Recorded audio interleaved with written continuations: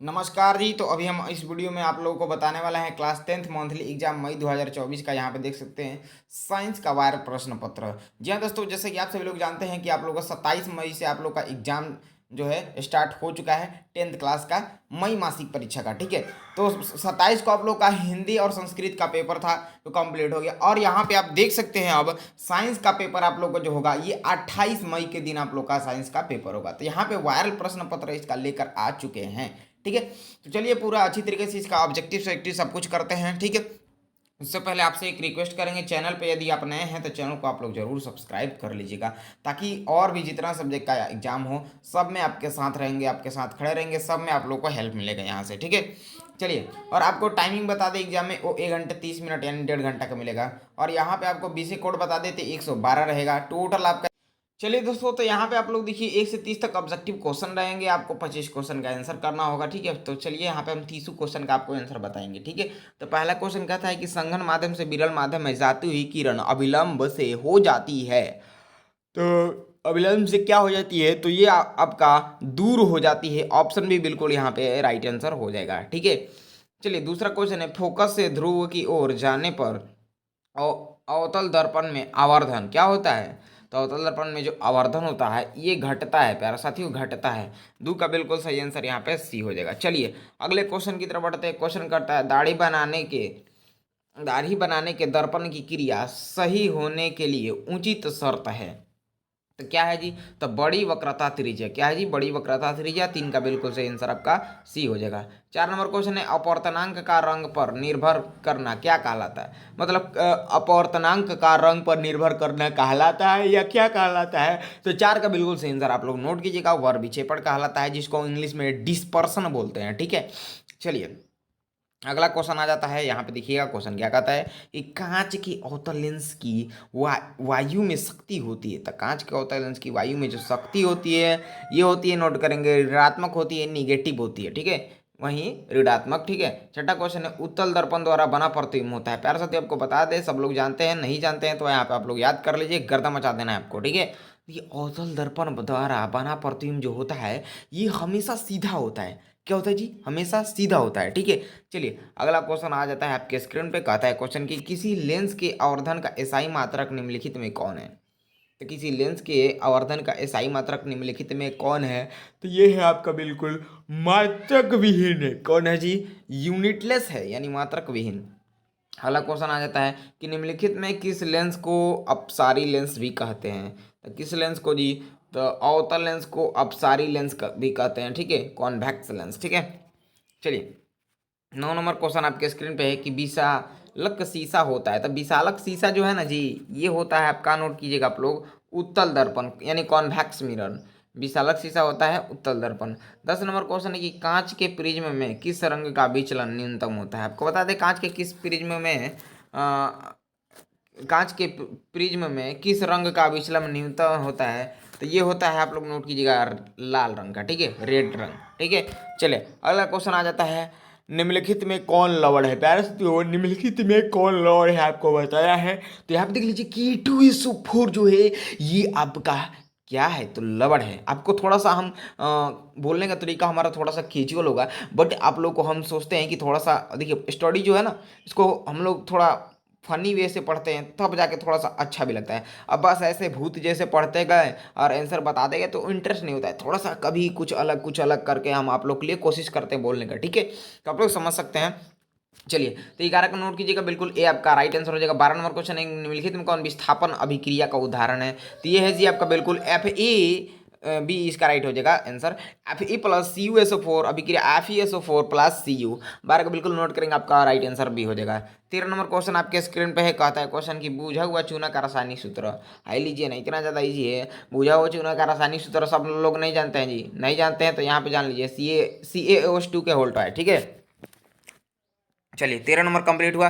अब बढ़ते हैं 14 नंबर क्वेश्चन की ओर। 14 नंबर क्वेश्चन देखिए क्या कहता है क्वेश्चन में कि 2Zn यानी 2 जिंक प्लस ऑक्सीजन यानी O2 मिलकर 2ZNO बनाती है। तक ये किस प्रकार की अभिक्रिया है। ठीक है, ये जो आप अभिक्रिया को देख लीजिए, ये किस प्रकार की अभिक्रिया है ये क्वेश्चन कह रहा है। ठीक है जी, तो नोट करेंगे 14 का बिल्कुल यहाँ पे, ये उपचयन अभिक्रिया है। कैसा अभिक्रिया जी, उपचयन अभिक्रिया। ठीक है, चलिए अब आइए यहाँ पे हम लोग 15 नंबर क्वेश्चन को करते हैं। क्वेश्चन कहता है कि शरीर में भोजन का पचना किस प्रकार की अभिक्रिया है।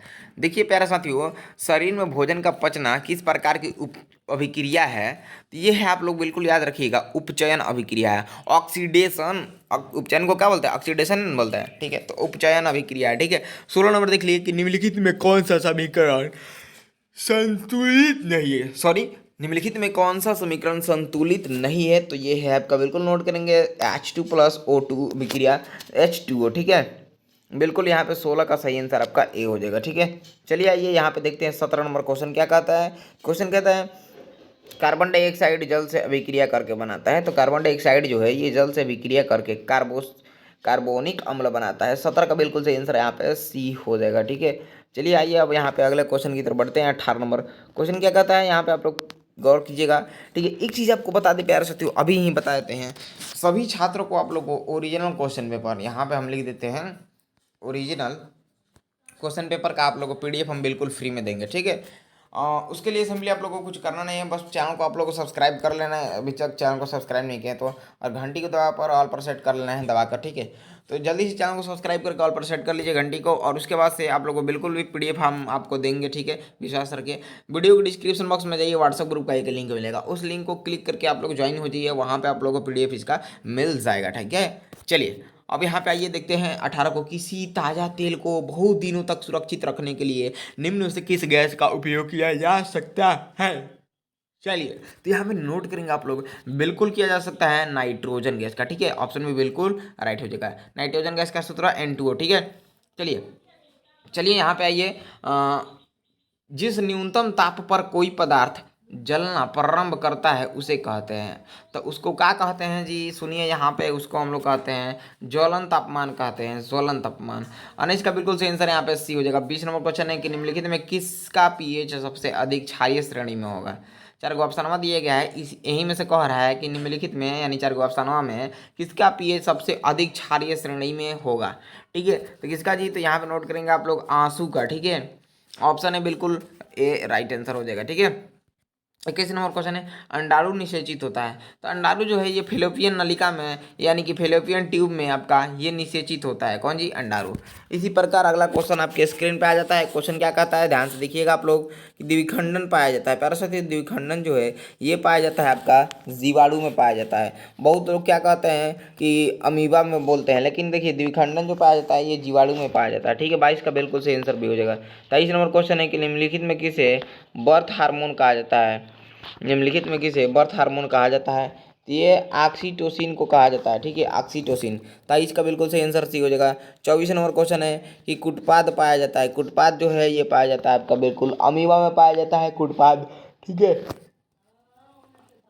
चलिए प्यारे साथियों, यहाँ पे अगला क्वेश्चन आ जाता है कि किसी नहीं लिखा है, कहाँ आप लोग का ध्यान है, किसी नहीं है जी, किस लिखा है, ठीक है। किस पौधों में रंध्र अनुपस्थित रहते हैं, किसमें जी, तो हाइड्रीला एक प्रकार का पौधा है जिसमें रंध्र उपस्थित रहते हैं, ठीक है। चलिए अगला क्वेश्चन है, खुला परिवहन तंत्र पाया जाता है। तो ये पाया जाता है आपका बिल्कुल जी, देख लीजिए, तितली में पाया जाता है। ऑप्शन भी बिल्कुल राइट आंसर हो जाएगा, नोट कर लीजिएगा, ठीक है। हाल लीजिए 27 नंबर की पौधों में फूलों में उत्तरदायी है। तो ये है आपका बिल्कुल भोजन संवहन के लिए, पौधों में फूलों में उत्तरदायी है भोजन संवहन के लिए। 27 का बिल्कुल सही आंसर ये हो जाएगा। 28 नंबर क्वेश्चन है, उभयलिंगी जीव का उदाहरण है। तो उभयलिंगी जीव का उदाहरण जो है ये आपका हाइड्रा है, ठीक है, हाइड्रा। ऑप्शन है बिल्कुल राइट आंसर हो जाएगा। अगला क्वेश्चन है 29 नंबर की, एक वयस्क मनुष्य में कितने दांत तो होते हैं प्यारे बच्चों, ये होते बिल्कुल 32 गो होते हैं, कौन जी, मोलर, प्रीमोलर, कंसीजर, ऐसे करके 4 गो होते हैं ना जी। दांत के कई प्रकार के 4 हो, ठीक है। तो यहाँ पे एक वयस्क मनुष्य में कितने दांत होते हैं, तो 32 गो होते हैं, याद रखिएगा। तर्जनक, भेदक, अग्रचवक ऐसे करके हैं, उतना तो याद नहीं है, बट आप लोग देख लीजिए 4 प्रकार होता है दांत का, ठीक है। एक तो होता है, याद है हमको, मोलर होता है, ठीक है जी, मोलर होता है, एक प्रीमोलर होता है, एक कॉन्जीजर ऐसे करके होता है, मोलर प्रीमोलर दुगो होता है, इतना ऐसे 4 प्रकार होता है। ठीक है, चलिए जी उतना नहीं जाएंगे, जो क्वेश्चन पूछ रहा है उसका हम आप लोग को आंसर बता दिए, बस आगे बढ़िए। हाई लीजिए 30 नंबर एंड लास्ट क्वेश्चन, शुक्राणु कोशिका होते हैं, ये होते हैं आपका त्रिगुणित यानी ट्रिप्लोइड। ठीक है, तो इसका बिल्कुल सही आंसर आप लोग नोट कर लीजिएगा, बिल्कुल सही आंसर सी हो जाएगा। तो प्यारे साथियों आप लोग को टोटल हमने ऑब्जेक्टिव भी करा दिया, अब सब्जेक्टिव की रही बारी, तो सब्जेक्टिव का वीडियो कुछ देर में आप लोग को मिलेगा। उससे पहले सब्जेक्टिव को वीडियो देखने से पहले आपसे रिक्वेस्ट बार बार कर रहे हैं प्यारे साथियों, चैनल को आप लोग जल्दी से सब्सक्राइब कर लीजिए, ताकि आप लोग का सभी और भी जितना सब्जेक्ट का एग्जाम हो सब में आप लोग को हेल्प मिलेगा यहाँ से। ठीक है, और व्हाट्सएप ग्रुप को जल्दी जल्दी ज्वाइन कीजिए, डिस्क्रिप्शन बॉक्स में लिंक दिए हैं, फटाफट जाके। ठीक है।